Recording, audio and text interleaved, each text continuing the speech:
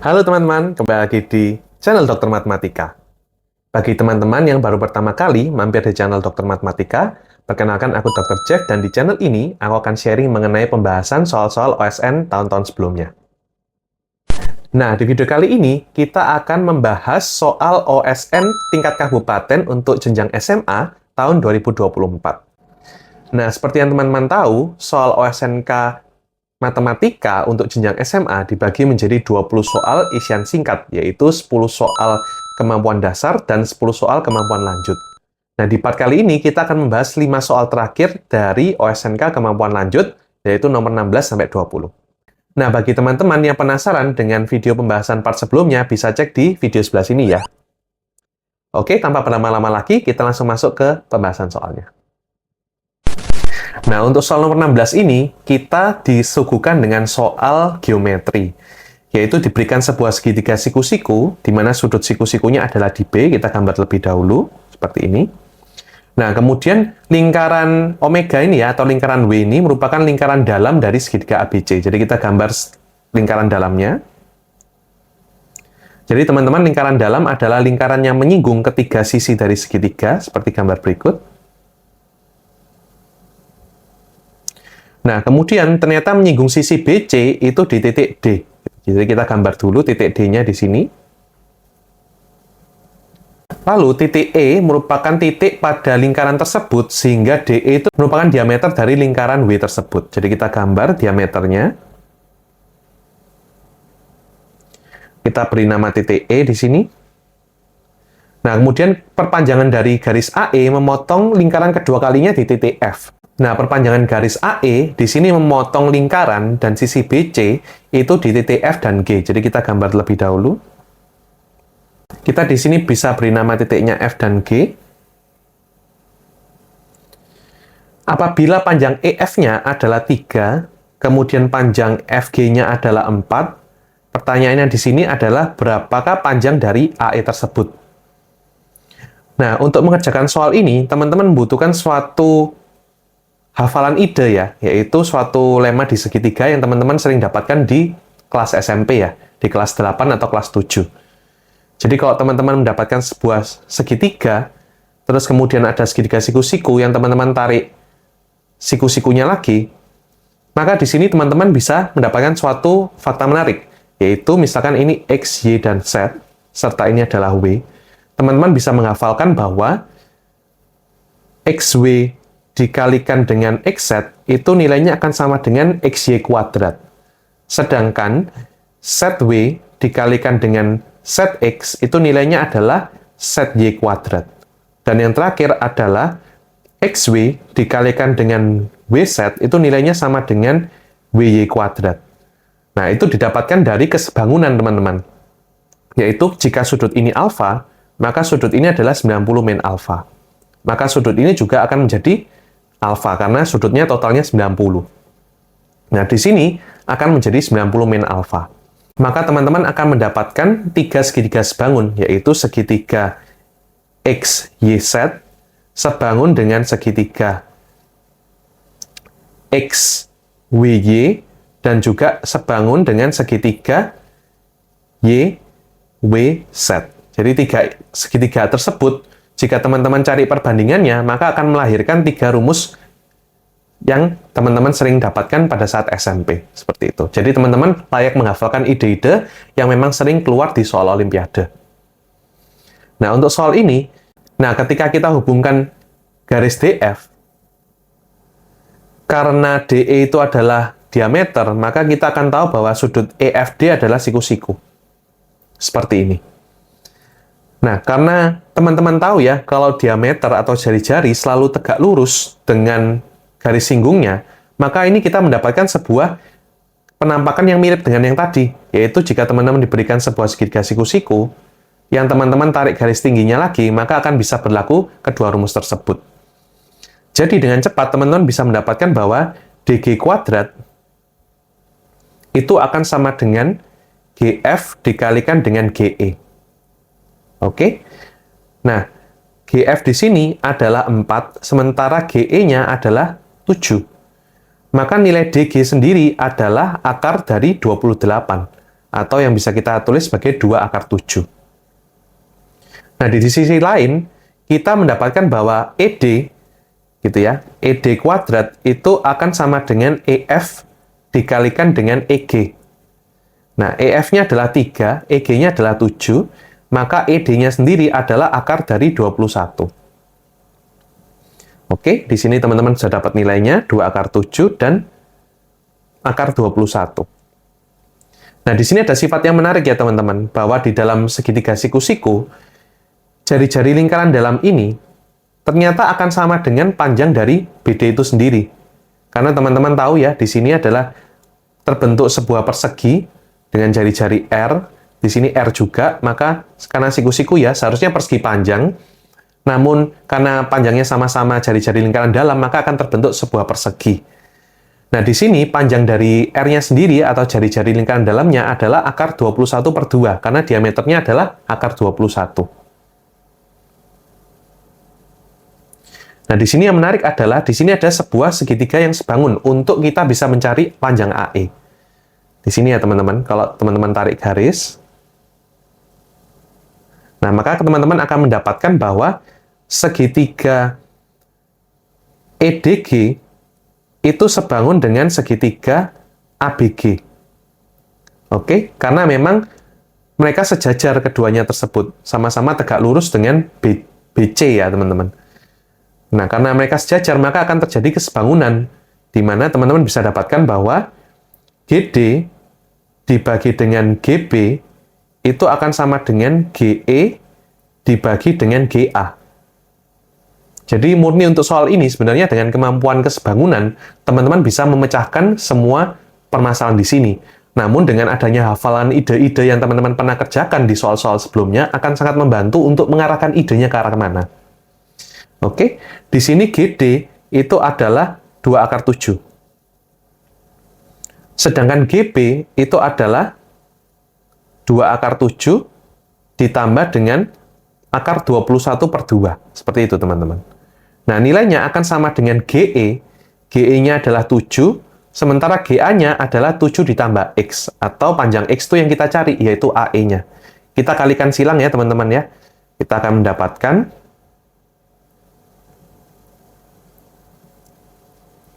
kita kali silang ya. 2 akar 7 dikalikan 7 ditambah X, nilainya akan sama dengan 7 dikalikan 2 akar 7 ditambah akar 21/2. Oke, jadi kalau kita kalikan menjadi 2 akar 7 dikalikan 7 ditambah 2 akar 7X, sama dengan 7 dikali 2 akar 7, sama ya dengan yang ruas kiri, ditambah dengan 7 kali akar 21/2. Kita bisa coret yang ini, karena di ruas kiri dan kanan sama, maka kita akan mendapatkan 2 akar 7X itu akan sama dengan 7 dikalikan akar 21/2. Oke, nah di sini kita bisa coret ya, beberapa ya, akar 7-nya kita bisa coret jadi akar 3 di sini, 2-nya bisa kita coret ke bawah jadi per 4. Jadi nilai X adalah 7 akar 3/4. Jadi kalau ditanya, berapakah nilai P plus Q plus R, maka P-nya akan sama dengan 7, Q-nya akan sama dengan 3, dan R-nya akan sama dengan 4. Sehingga totalnya P tambah Q tambah R adalah 14. Oke, menarik ya teman-teman ya. Untuk soal kemampuan lanjut, soal ini termasuk soal yang cukup mudah. Idenya hanyalah kesebangunan dan teman-teman harus berlatih dengan soal-soal yang teman-teman pernah pelajari sebelumnya. Oke, kita lanjut ke soal berikutnya. Oke, kita masuk ke soal nomor 17. Jadi di soal ini kita diberikan bilangan ABC real positif. Jadi kalau teman-teman menemukan kata real positif, ini adalah soal aljabar, spesifiknya adalah untuk ketaksamaan.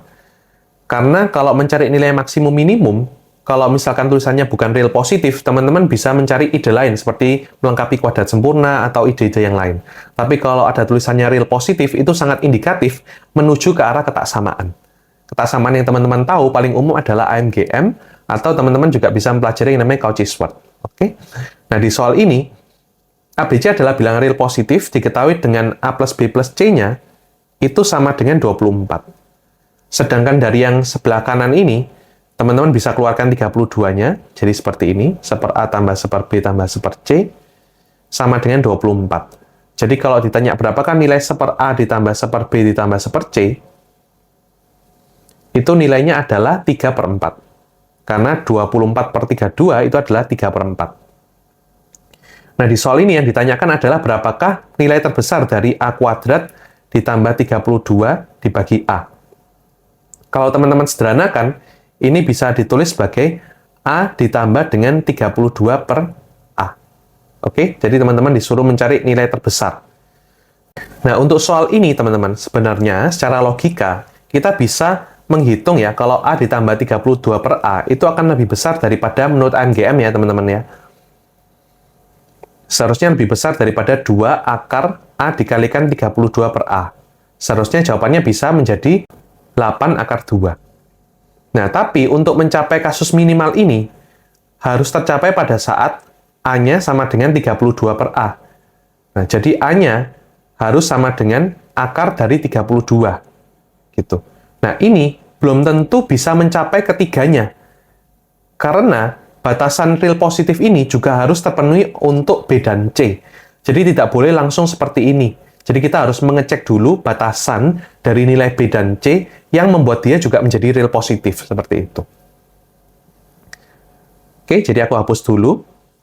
Nah, pertama-tama kita bermain dengan informasi yang diberikan. Jika 1/A ditambah dengan 1/B ditambah dengan 1/C, nah, menurut ketaksamaan AMHM, teman-teman, akan didapatkan B ditambah C per 2 itu akan lebih besar daripada 2 per 1/B ditambah 1/C, seperti ini. Nah, kalau teman-teman kalikan kedua ruas ya, ke kiri sama ke kanan, maka ini akan menjadi 1/B ditambah 1/C lebih besar daripada 4 per B plus C. Nah, ini ketaksamaan yang cukup sering keluar ya. Jadi kalau misalkan dua pecahan, itu teman-teman bisa menjumlahkan bagian bawahnya ke ruas kanannya ini. Jadi itu teman-teman bisa menggunakan yang namanya AMHM, atau bisa juga teman-teman sebut sebagai Cauchy-Schwarz.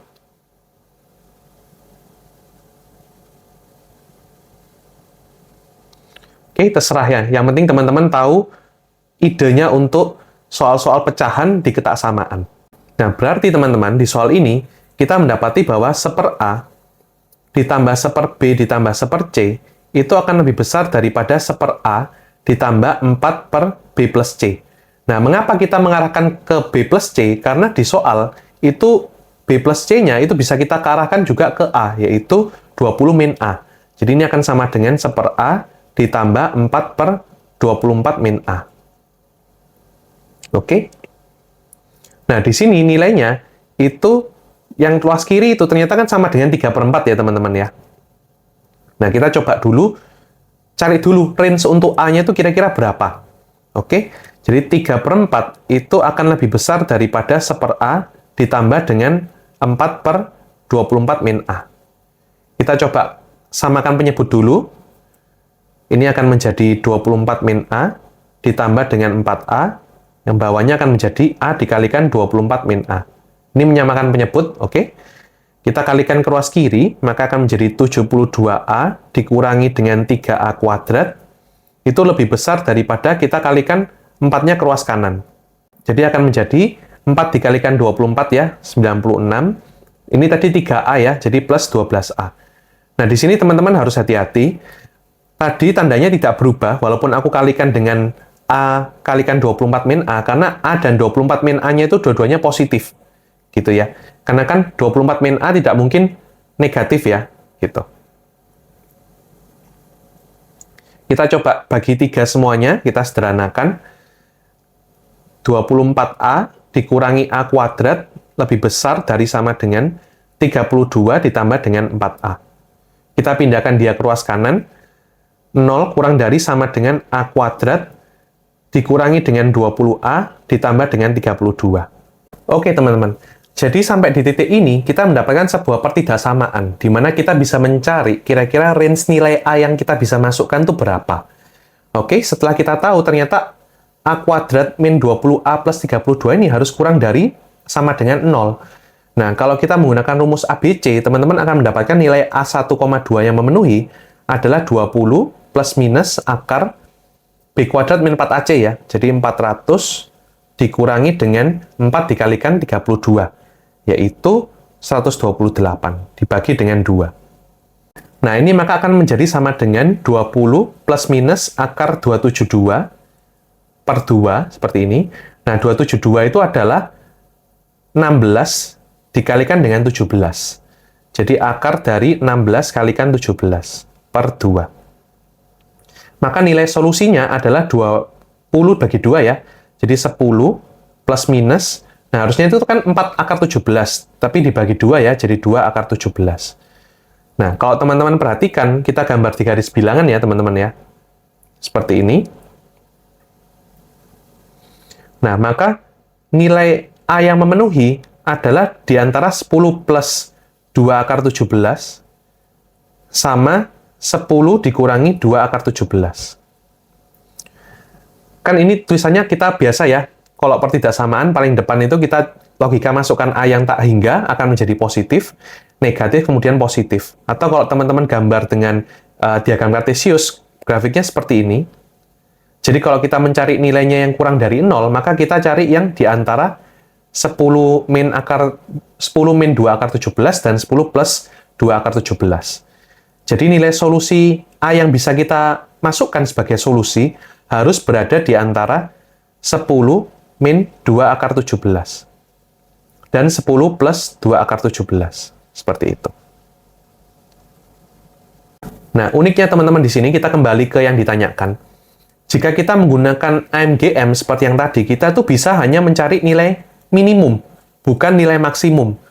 Nah, untuk mencari nilai maksimum, kita harus mencari cara lain, mungkin bisa menggunakan ketaksamaan yang lain, atau mungkin menggunakan trik yang lain. Tapi menurutku cara yang paling sering digunakan, dan teman-teman harus kuasai, adalah dengan menggunakan teknik turunan. Dan turunan itu diperbolehkan ya, walaupun tidak termasuk dalam silabus OSN, tapi turunan itu teman-teman harus menguasai. Di mana diferensial itu melambangkan gradien garis singgung.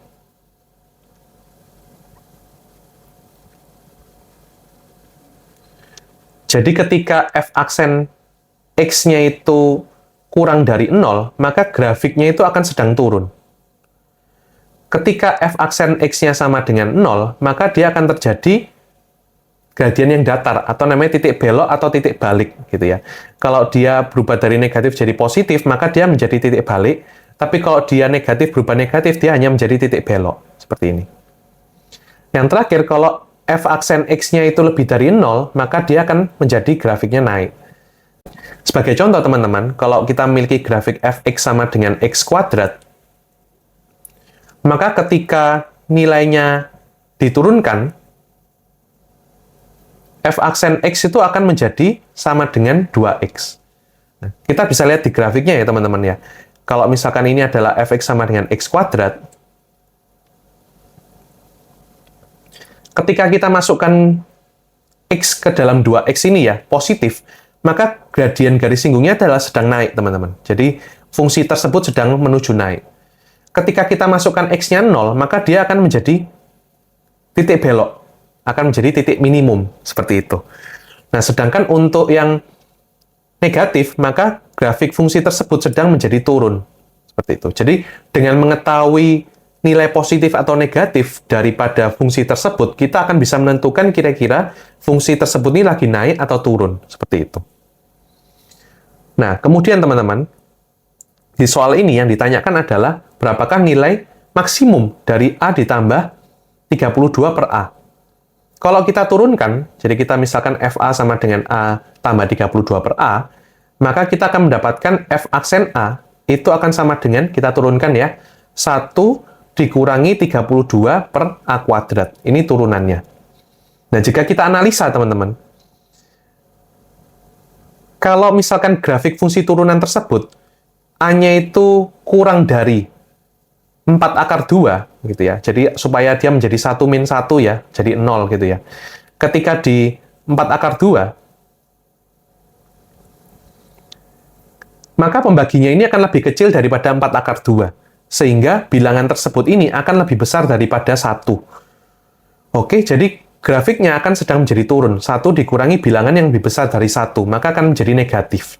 Kita menyadari bentuknya akan menjadi turun seperti ini. Kita nggak tahu ya persisnya di mana, jadi dia bisa di sini atau di sini. Mungkin di sini ya, kita gambar terlebih dahulu. Kemudian ketika kita masukkan A-nya adalah 4 akar 2, dia akan menjadi titik belok, yaitu 0 gradiennya.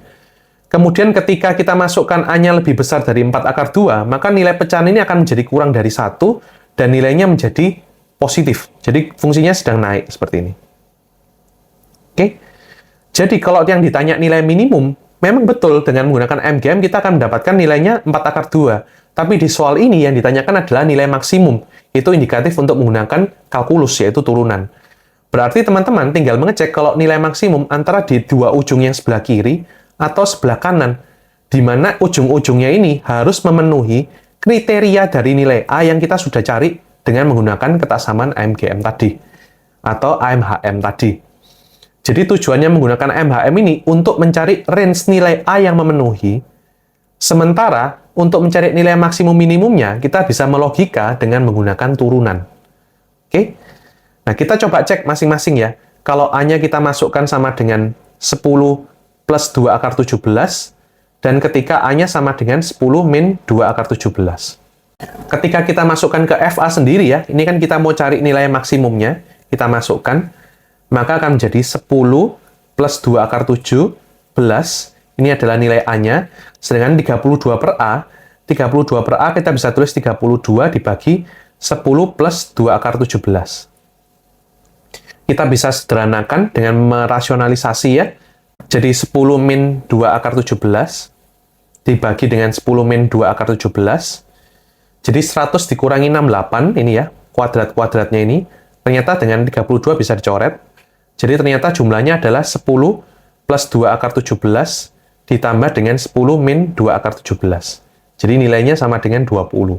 Sedangkan kalau kita memilih yang bawah, kita akan mendapatkan hal yang serupa, 10 min 2 akar 17 ditambah 32 per 10 min 2 akar 17. Kita rasionalisasi, kalikan dengan plus dan plus, gitu ya.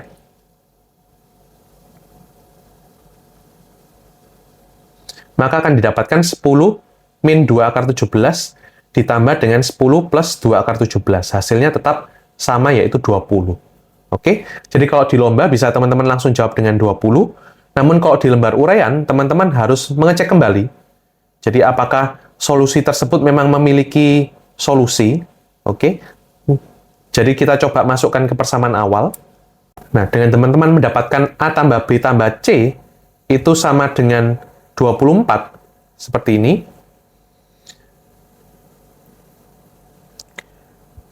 Maka kita bisa mengetahui nilai B dan C-nya, yaitu A-nya kita ganti dengan 10 plus 2 akar 17, maka B plus C akan sama dengan 24 dikurangi 10 dikurangi 2 akar 17, menjadi 14 dikurangi 2 akar 17. Namun tadi kita menggunakan Cauchy-Schwarz ya teman-teman ya, sehingga kita bisa mengasumsikan bahwa B sama C-nya sama, karena dalam proses tadi kita mengambil titik maksimumnya, yaitu ketika B dan C-nya sama. Atau kalau teman-teman mau menghitung manual ya, teman-teman bisa masukkan ke persamaan yang kedua, 1/A ditambah 1/B ditambah 1/C, itu sama dengan 3/4 tadi. Teman-teman ganti A-nya dengan 10 plus 2 akar 17, nanti akan didapatkan 1/B dan 1/C. Berapa? Nanti teman-teman eliminasi ya, antara dua persamaan ini akan didapatkan nilai B dan C-nya harus sama, yaitu ketika B sama dengan C sama dengan 7 dikurangi akar 17. Oke, sedangkan untuk solusi yang kedua, A plus B plus C-nya sama dengan 24, sehingga B plus C-nya akan sama dengan 24 dikurangi 10 ditambah dengan 2 akar 17. Akan menjadi 14 ditambah 2 akar 17, sehingga nilai B dan C-nya akan menjadi 7 ditambah akar 17. Dan kedua solusi ini merupakan pasangan yang memenuhi. Oke? Jadi untuk soal ini, nilai maksimumnya adalah 20. Yang tercapai pada saat A-nya 10 plus 2 akar 17, B-nya sama dengan C sama dengan 7 min akar 17, atau kondisi lain ketika A-nya sama dengan 10 min 2 akar 17, ditambah dengan B-nya dan C-nya, yaitu 7 plus akar 17. Oke, kita lanjut ke soal berikutnya. Oke, untuk soal nomor 18 ini adalah soal tentang floor function, di mana soal ini cukup sering keluar di Olimpiade. Salah satunya ada di bukunya Sujiagu, yaitu Lecture Notes on Mathematics Olympiad. Jadi volume 6 ya, teman-teman bisa cek sendiri. Nah, di sini soalnya cukup familiar dan juga Dokter Matematika sering sekali mengajarkan ini. Nah, di sini ada beberapa barisan bilangan ya. Floor dari 1 kuadrat per 2024, floor dari 2 kuadrat per 2024, sampai n kuadrat per 2024. Nah, di sini ternyata mereka akan mengekspresikan 1000 bilangan berbeda. Pertanyaannya, berapakah nilai n? Nah, di sini ada yang unik, teman-teman. Yaitu kalau teman-teman perhatikan, nilai dari floor 1 kuadrat per 2024 itu adalah 0. Karena 1 per 2024 itu 0. Sama juga dengan 2 kuadrat, dia akan 0. Dia akan 0 juga untuk 3. Sampai nanti teman-teman akan mendapatkan 44 kuadrat per 2024, itu masih 0. Gitu. Jadi semuanya dari 1 sampai 44, nilainya itu masih 0 semua, teman-teman. Baru ketika beranjak ke 45 kuadrat per 2024, karena 45 kuadrat adalah 2025 ya, maka nilainya kan floor-nya berubah jadi 1. Dan ini akan sama dengan 1, 1, 1 beberapa kali, teman-teman. Nah, di sini ternyata aku ingin tahu berapakah selisih antara dua bilangan floor berurutan tersebut. Jadi misalkan aku tulis di sini ya, adalah K kuadrat per 2024. Beserta dengan K plus 1 per 2024. K plus 1 kuadrat per 2024. Ternyata selisihnya antara K plus 1 kuadrat dengan K kuadrat itu adalah, kita kurangi ya, selisihnya adalah 2K plus 1 dibagi dengan 2024. Jadi teman-teman, selama K-nya itu kurang dari 1011, teman-teman masukkan ke selisih ini, maka selisih antara dua bilangan floor tersebut, atau tanpa floor-nya ya, itu aku yakin akan kurang dari sama dengan 2 kali 1011 plus 1 per 2024. Jadi bilangan tersebut, selisihnya itu akan kurang dari 1. Oke? Nah, logika yang teman-teman bisa dapatkan adalah, berarti kalau nilai floor dari K kuadrat per 2024 itu sekian, maka nilai dari floor K plus 1 kuadrat per 2024 itu maksimal itu adalah 1. Jadi pasti bilangan yang berurutan. Atau mungkin bisa jadi bilangan yang sama. Nah, jadi kita tidak perlu takut bahwa dia akan men-skip sebuah bilangan atau melewati sebuah bilangan. Karena kita lihat ya, tendensinya dari yang awal, itu kan 0, 0, 0 gitu ya. Dia tidak ada kecenderungan untuk melompati. Jadi satunya sama sekali tidak diekspresikan. Nah, satunya juga sama, 1, 1, 1 gitu ya. Atau 2 selalu muncul di sebelahnya gini. Jadi selisih antara K kuadrat dengan K plus 1 kuadrat ini per 2024 itu kurang dari 1. Sehingga floor-nya sendiri tidak mungkin akan melompati sebuah bilangan. Aku beri contoh ya. Misalkan floor-nya ini nilainya adalah 20. Maka tidak mungkin, karena selisihnya itu adalah kurang dari 1, dia paling jauh adalah floor-nya 21. Tidak mungkin men-skip 21 menjadi 22 itu tidak mungkin. Oke?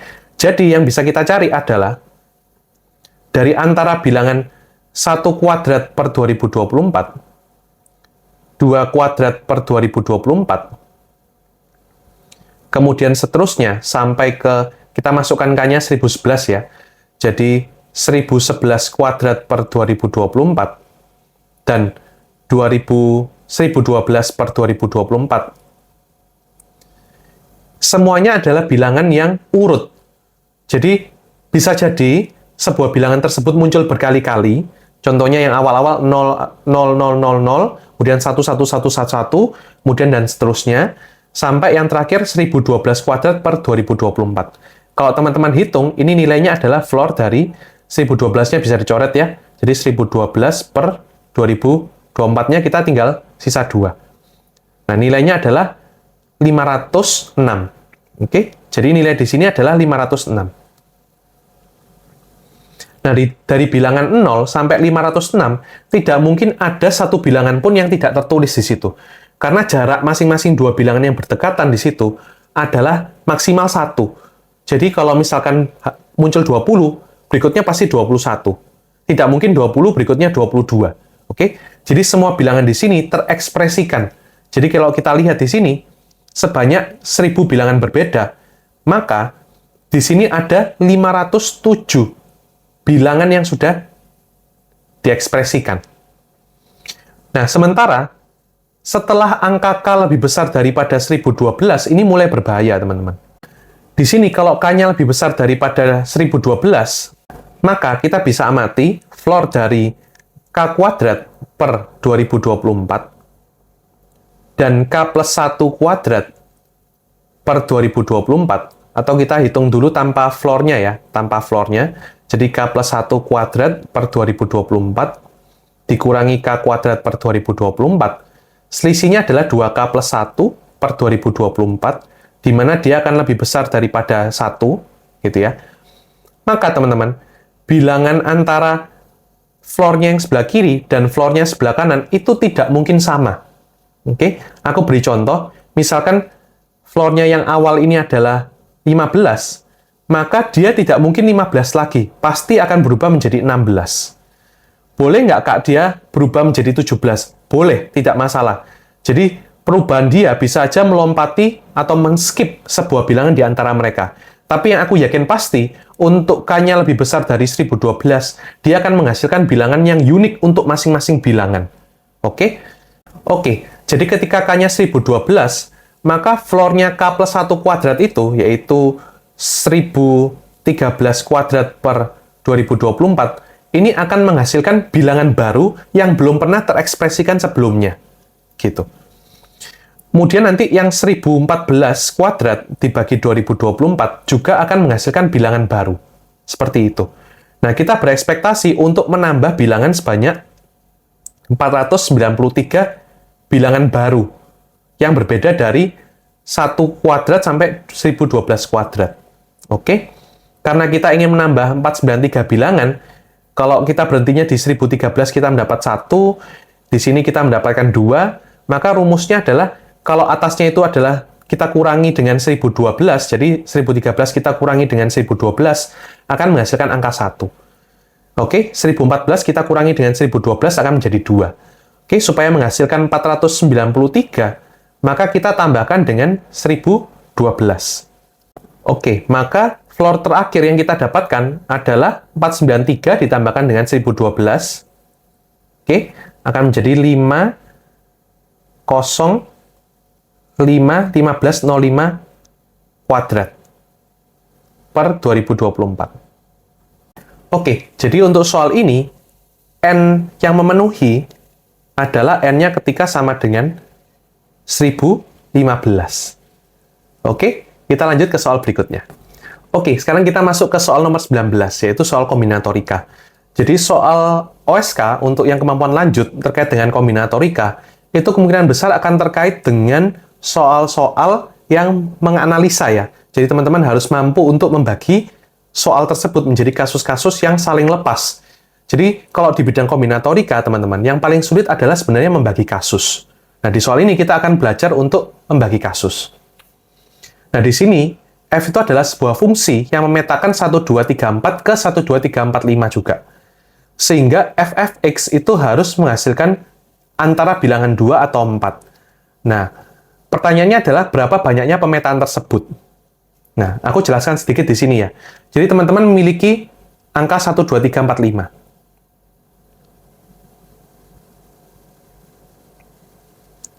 Nah, teman-teman akan petakan dia ke 1, 2, 3, 4, 5. Seperti ini.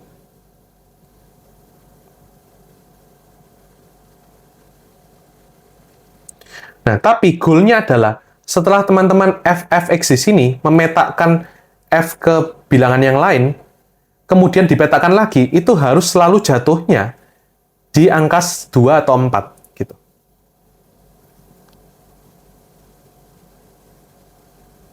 Seperti itu. Nah, soal ini mungkin membutuhkan kemampuan analisa yang sangat tajam, jadi aku akui soal ini adalah soal yang cukup sulit. Nah, pertama-tama kita harus mengecek dulu permainan di sini, teman-teman.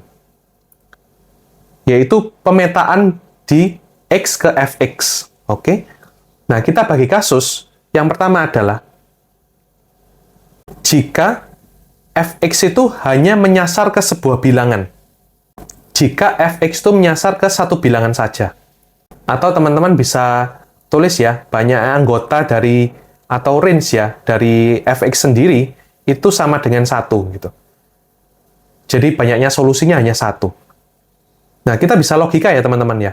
Kalau dia mau f(x)-nya sama dengan 2 atau 4, maka kalau misalkan f(x) mau menyasar ke sebuah bilangan, gitu ya, maka haruslah bilangan itu antara 2 atau 4. Karena kalau dia menyasar ke 1 atau 3, maka solusinya, jadi contohnya ke 1 atau 3 ya, atau ke 5, gitu, ke 1 semua. Nah, maka nanti di round berikutnya f(x) akan lari ke 1 lagi. Nah, jadi kita harus yakin bahwa fx tersebut hanya bisa ke angka 2 atau ke angka 4. Oke? Jadi fungsi yang memenuhi itu adalah ada 2 saja, gitu ya. Yaitu fx sama dengan 2 atau fx sama dengan 4. Jadi f1-nya 2, f2-nya 2, f3-nya 2, f4-nya 2, f5-nya 2, atau f1-nya 4, f2-nya 4, dan seterusnya. Jadi untuk kasus pertama, kita hanya memiliki 2 solusi. Nah, untuk kasus kedua, jika fx itu menyasar ke 2 bilangan. Nah, kita bisa logika ya, kita bisa petakan ya. Jadi, angka 2 dan 4 ini, jadi misalkan ini himpunan A ya, A-nya itu 2 dan 4, gitu. Sementara B-nya itu adalah 1, 3, dan 5. Misalkan seperti itu. Nah, otomatis, jika kita memilih 2 bilangan sasaran, tidak mungkin keduanya itu jadi di B semua. Seperti kasus pertama tadi, kalau jadinya di 135, maka pemetaan yang pertama ini akan semuanya jatuh ke 135, dan yang berikutnya lagi, pasti jatuhnya juga ke 135 lagi, dan tidak akan menyenggol 2 dan 4. Jadi kasus ketika semuanya, atau dua-dua bilangannya dari B itu tidak mungkin. Oke? Nah, yang kita bagi kasusnya adalah ada kasus 2.1 gitu ya, subkasus 2.1 gitu ya, atau 2A gitu ya. Nah, kasus 2A di sini adalah ketika mereka fx itu menyasar ke 2 bilangan yang sama-sama di antara himpunan A, yaitu 2 dan 4. Oke? Nah, di sini kita bisa logika ya, kalau bilangan tersebut mau menyasar ke 2 atau 4, mereka bebas saja mau ke 2 atau 4, karena toh ujungnya fx pasti akan masuk ke 2 atau 4, gitu. Jadi antara satunya mau masuk ke 2 atau satunya mau masuk ke 4, itu nggak masalah. Duanya juga antara 2 dan 4, itu nggak ada masalah. Karena di round berikutnya pun, kalau dia masuk ke 2, akan lanjut ke 2 atau 4 juga, gitu. Jadi sebenarnya banyaknya solusi untuk kasus ini, sebenarnya tinggal masing-masing bilangan F1 itu bisa memilih ke antara 1, 2, atau 4, jadi ada 2 pilihan. F2 juga punya 2 pilihan, yaitu 2 dan 4. Begitu juga dengan F5, memilih 2 sampai 4, maka tiap angka itu memiliki 2 pilihan. Atau kita bisa tulis 2 pangkat 5 sama dengan 32. Tapi untuk membedakan kasus kedua dengan kasus pertama, supaya tidak ada irisan ya teman-teman ya, maka kita kurangi dengan 2, karena kasus 2 pangkat 5 ini atau 32 itu memuat pemilihan, yaitu ketika semuanya 2 atau semuanya 4. Terdapat sebuah pilihan seperti itu. Kalau semuanya 2 atau 4, dia tidak masuk ke kriteria kita, di mana harus menuju ke 2 bilangan. Dia masuknya ke kriteria yang nomor 1. Seperti itu. Jadi kita harus kurangi dengan 2, yang menghasilkan dia memiliki 30 solusi. Nah, untuk kasus 2B, kita bisa fx-nya itu menuju salah satunya ke himpunan A, ambil aja 2, kemudian satunya lagi dia akan menuju ke angka yang di himpunan B, ambil aja contohnya 1, gitu. Oke, kita bisa simulasikan di sini. 2, 3, 4, dan 5. Nah, jika mereka hanya bisa pergi ke 1 atau 2, di sini ya teman-teman ya, maka jelas bahwa angka 1 ini harus menuju ke angka 2. Mengapa? Karena kalau misalkan di antara angka 2, 3, 4, 5 ini ada yang pergi ke angka 1, menurut aturan seperti itu ya, harus ada yang ke 1, maka kalau satunya tidak pergi ke 2, maka dia tidak akan memenuhi f(x) akan sama dengan 2 atau 4. Jadi, misalkan f1-nya itu menuju ke 1, maka apapun bilangan yang menuju ke arah 1, atau bilangan even satunya itu sendiri, di ronde berikutnya dia akan pergi ke satu lagi, bukan pergi ke dua. Oke, jadi solusi dari ini, satunya itu harus pergi ke angka 2 atau ke angka 4, bermaksudnya seperti itu ya. Nah, kemudian untuk angka 2-nya sendiri juga harus pergi ke angka 2. Karena satu sendiri itu sudah pasti ke angka 2. Kalau sampai dia 2-nya pergi ke angka 1 lagi, maka di ronde berikutnya dia bukan ke arah 2 atau 4. Jadi jelas banget ya, angka 2 harus ke 2. Nah, di sini permasalahannya hanyalah untuk angka 3, 4, dan 5. Di sini, sebenarnya angka 3, 4, dan 5 itu bebas memilih antara angka 2 atau angka 1. Jadi untuk F3, F4, dan F5, itu sebenarnya mereka bebas untuk memilih angka 1 atau 2. Mau 1 atau 2. Mau 1 atau 2. Jadi banyaknya cara, seharusnya 2 dipangkatkan 3, atau sama dengan 8. Tapi teman-teman harus hati-hati. Harus kita kurangi ketika kasus semuanya itu pergi ke angka 2 semua. Jadi kalau sampai semuanya pergi ke angka 2, maka akan kacau. Yaitu dia akan masuk ke kasus pertama, bukan kasus kedua B. Seperti itu. Jadi kita harus kurangi 1 ketika dia semuanya pergi ke angka 2. Tapi kalau semuanya pergi ke angka 1, itu tidak masalah, teman-teman. Semuanya pergi ke angka 1, itu masih boleh. Karena satunya di ronde berikutnya akan pergi semuanya ke angka 2. Gitu. Jadi cukup kita kurangi dengan 1. Nah, sebenarnya angkanya 7 ya, teman-teman ya. Tapi untuk pemilihan di antara angka 2 dan 4, gitu ya, 2 atau 4, kita memiliki 2 cara. Siapa yang akan dijadikan angka yang tujuan? Jadi dari himpunan A, namun menjadi tujuan, itu bisa 2 atau 4, maka ada 2 cara. Sama juga untuk himpunan B, 135, maka ada 3 cara. Oke? Maka total kasusnya adalah 2 dikalikan 3 dikalikan dengan 7. Maka banyaknya cara adalah 42 solusi. Nah, selanjutnya kita masuk ke kasus ketiga, di mana F(x)-nya di sini akan pergi ke arah 3 bilangan, yaitu contohnya 3 bilangan ya, menyasar ke bilangan gitu.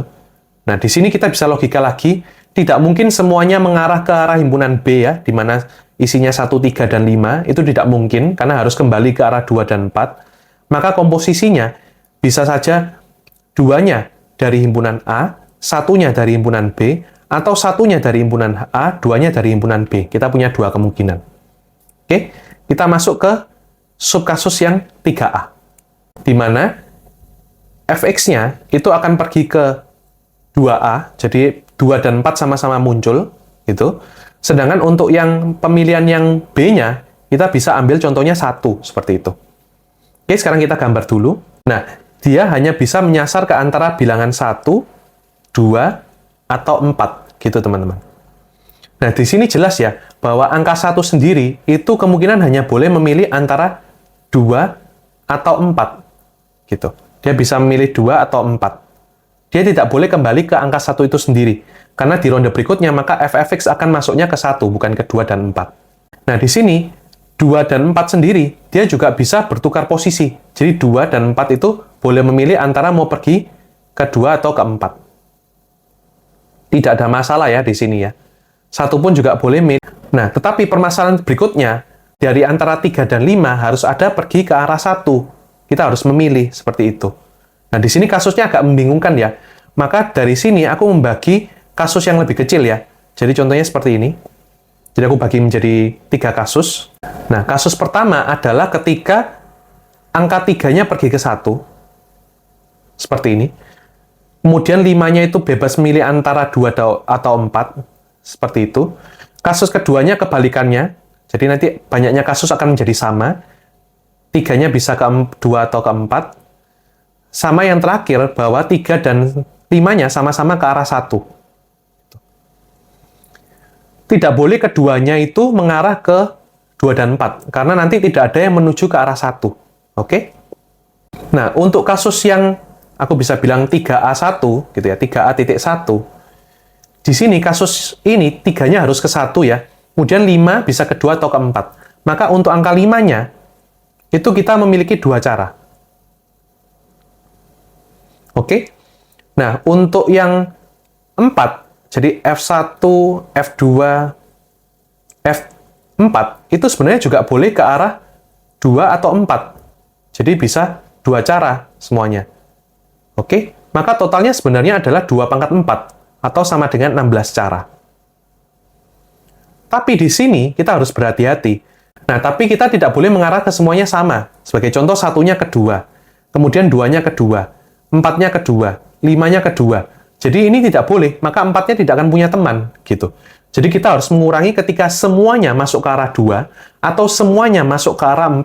Jadi kita harus min dengan 2. Maka banyaknya cara adalah 14 cara. Oke? Sama juga, yang ini akan menjadi 14 cara, karena serupa ya kasusnya. Nah, untuk yang ini, karena 3 dan 5 sama-sama ke arah 1, maka angka 1, 2, dan 4 itu memiliki pilihan antara ke arah 2 atau ke arah 4. Seperti itu.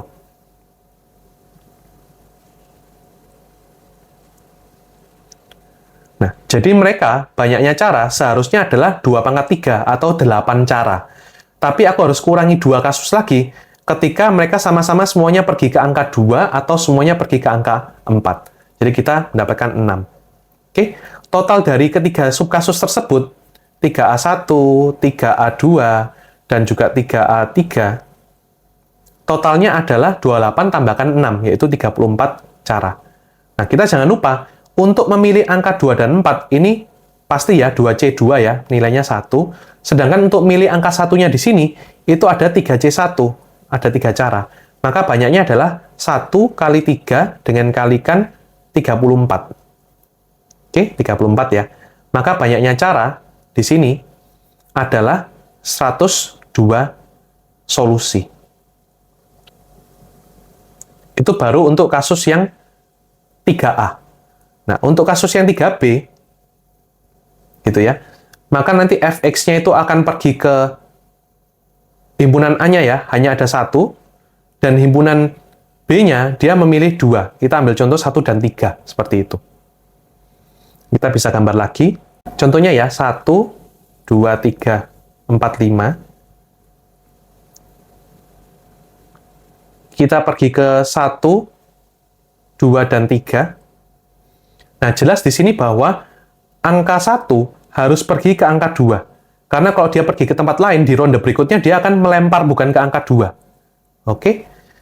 3 pun juga harus ke angka 2. 2 pun juga harus ke angka 2. Oke? Karena kalau enggak, mereka akan, duanya akan melempar bilangan tersebut ke bilangan lain. Oke? Di sini, maka angka 4 dan 5 memiliki opsi yang sama-sama harus ke angka 1 dan ke angka 3. Mereka harus berpisah. Karena kalau sama-sama ke 1, maka 3-nya tidak akan dapat teman, dan dia bukan masuk ke dalam populasi 3B. Seperti itu.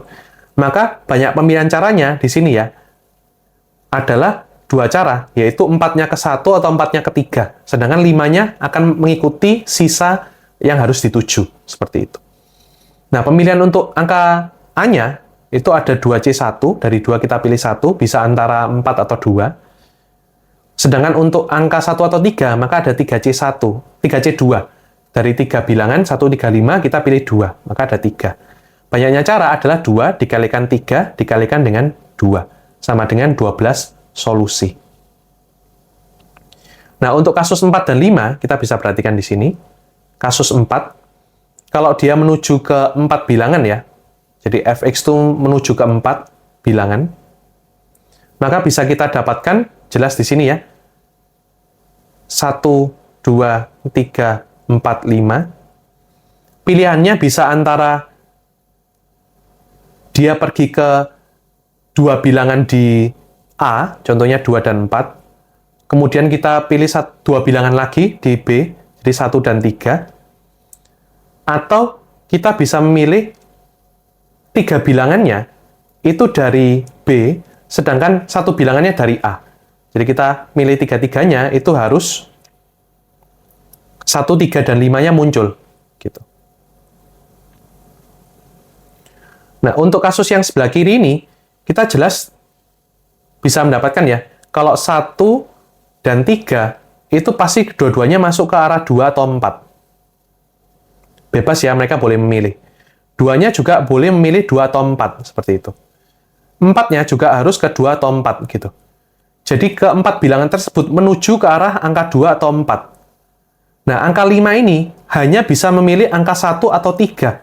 Padahal dari peraturan ini, dia harus menuju ke 4 bilangan. Jadi, untuk kasus ini, tidak ada yang memenuhi. Nah, sedangkan untuk kasus yang sebelah kanan, serupa ya, maka angka 135 semuanya harus pergi ke angka 2. 1, 3, dan 5 harus pergi ke angka 2. Sedangkan angka 2 juga harus pergi ke angka 2.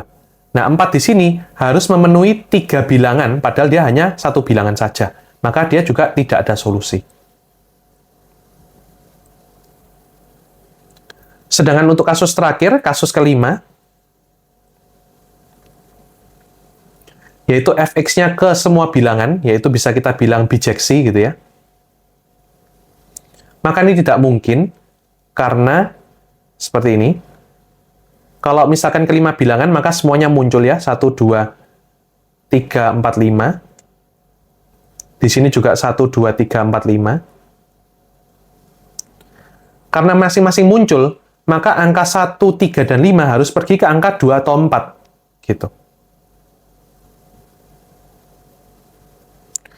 2 dan 4-nya juga harus pergi ke 2 atau 4. Jadi tidak ada yang bisa menuju angka 1, 3, dan 5. Di sini jelas kontradiksi. Oke? Maka untuk total jawaban, totalnya ya, untuk kasus ke-1 itu ada 2 cara.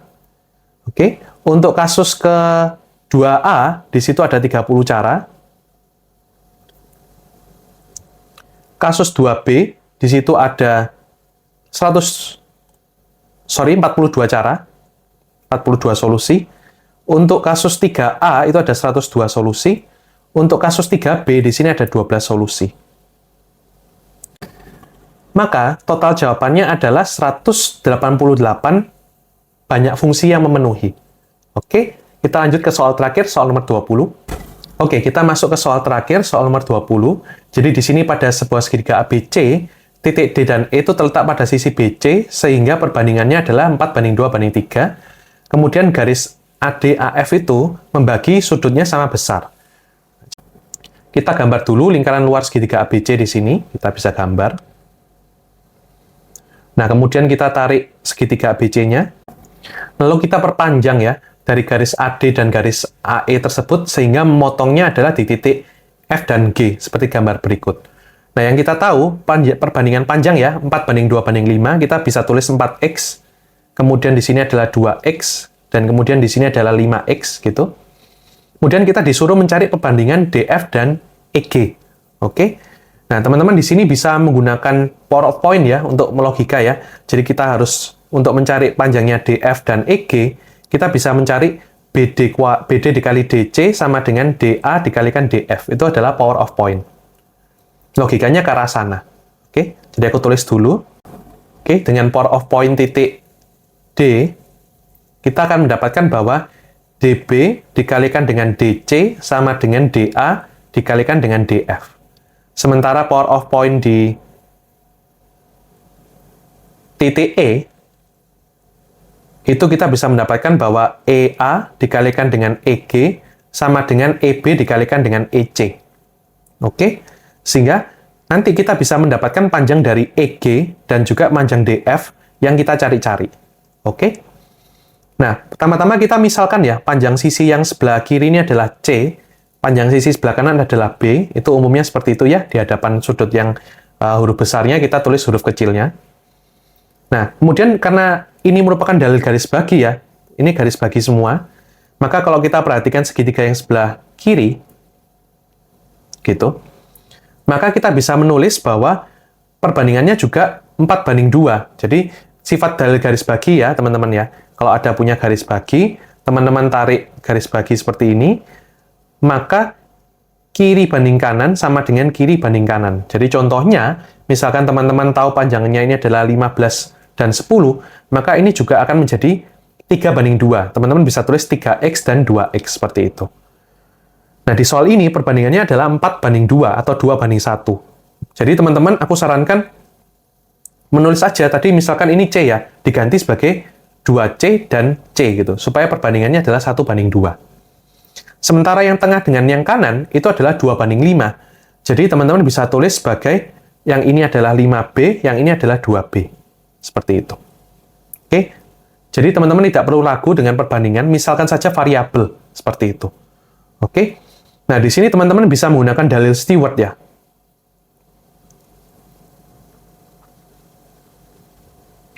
Dalil Stewart-nya itu untuk segitiga, misalkan segitiga ABE. Nah, mungkin teman-teman tahu ya, dalil Stewart itu cukup panjang, tapi untuk yang khusus garis bagi, dalil Stewart-nya itu memiliki sifat khusus, yaitu, contohnya ya, di gambar ini ya, misalkan aku punya X, Y, Z, dan W, W-nya itu garis baginya, XW-nya, maka XW kuadrat itu sama dengan XY dikalikan dengan XZ dikurangi dengan WY dikalikan dengan WZ. Ini adalah dalil Stewart untuk khusus garis bagi, gitu. Teman-teman, karena soal dalil Stewart-nya itu sering keluar untuk garis berat, garis bagi, sifat-sifat dalil Stewart ini teman-teman harus kuasai dan hafalkan. Oke? Jadi kiri dikalikan kanan, dikurangi kiri bawah kali kanan bawah. Itu adalah dalil Stewart. Oke? Nah, di soal ini, dalil Stewart segitiga ABE, karena dia garis bagi ya, teman-teman bisa dapat 2B kuadrat, itu sama dengan 2C dikalikan dengan C, dikurangi dengan 4X dikalikan dengan 2X. Maka 4B kuadrat itu sama dengan 2C kuadrat dikurangi dengan 8X kuadrat.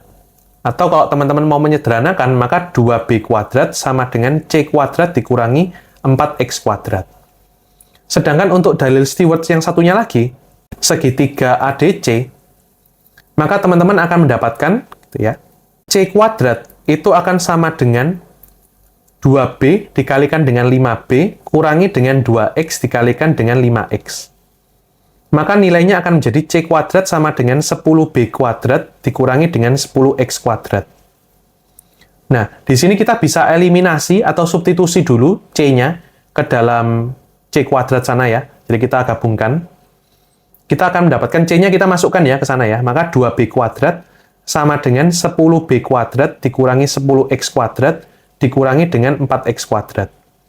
Aku pindahkan semua ke ruas kiri ya untuk yang X kuadratnya, maka 14X kuadrat akan sama dengan 8B kuadrat. Maka di sini aku dapatkan bahwa B kuadratnya dalam X ya adalah 7/4. Nah, dengan cara serupa ya, aku akan eliminasi B-nya, mungkin seperti itu ya. Aku akan mendapatkan bahwa C kuadrat itu nilainya akan sama dengan, nilainya adalah 15/2X kuadrat. Jadi B-nya itu bisa itu, C-nya bisa itu. Oke? Maka sekarang kita bisa masukkan ke power of point lagi. Oke, kita coba masukkan. Nah, di situ DB dikalikan DC, gitu ya.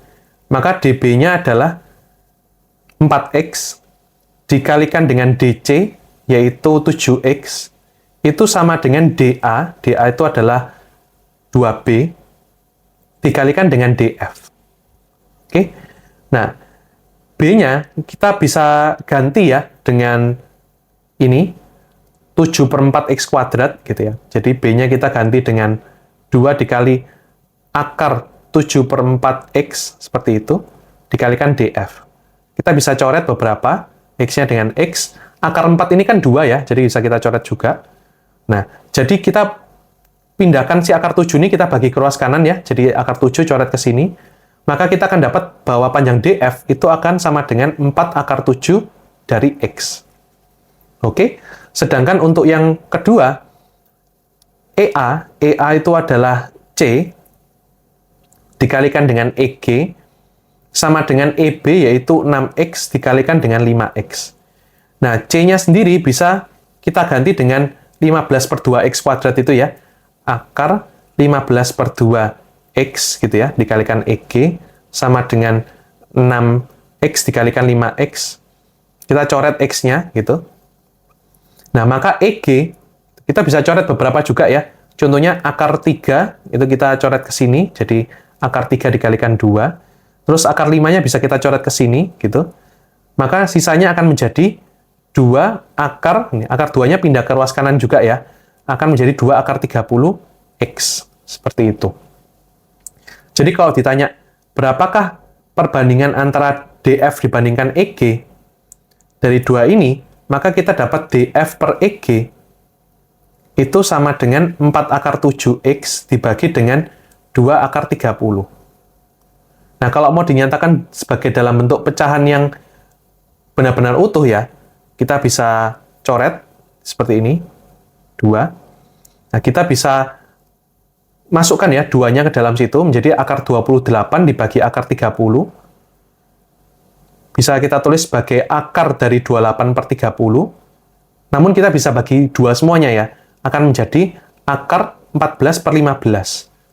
Nah, karena mereka berduanya adalah relatif prima, maka P-nya adalah 14, Q-nya adalah 15.